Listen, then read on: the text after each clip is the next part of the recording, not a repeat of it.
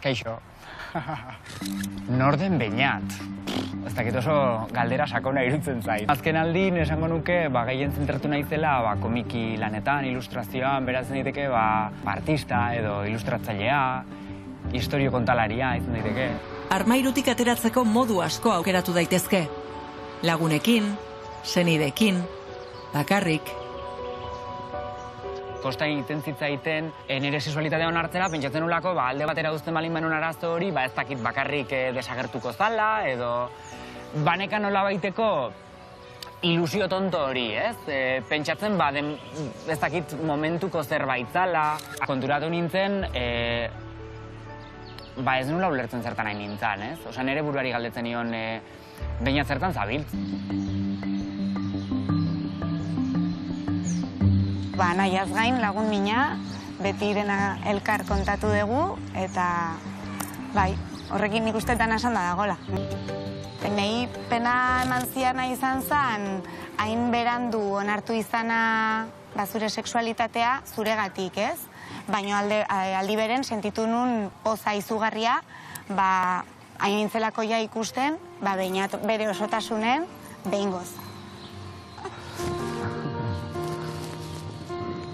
Baina nor bere buruari begiratzen ikasita ere, kanpokoen begirada da, sarri, etxairik handiena, min gehien egiten duena. Kosta egiten da, besteek burla egiten dizuten hori onartzea, ez? Nik igual ez nuen errealitate hori niretzako nahi. Txikitako oroitzapen asko ezabatuta dauzket nire burutik. Imaginatzen da igual aurrera egin alizateko, ez? Denbora luzez adibidez askotan bakarrik sentitzen nintzela, ez neukela hola igual lagun min oso esturik. Benetan jakin gabe bulin horren arrazoia zein zan. Nik adibidez beharra eukinun herritik irtetzeko, pixkat beharra neukelako nire burua zein zan ezagutzeko, ez?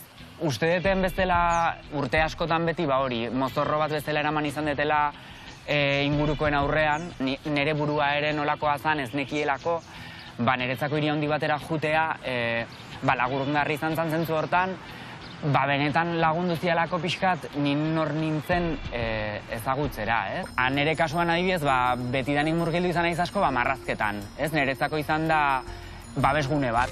Igual, kanpoan ez nekan babes hori, marrazteko ekintza hortan lortzen nun, ez? Hor nik neuken nire bizitzaren kontrola nolabait.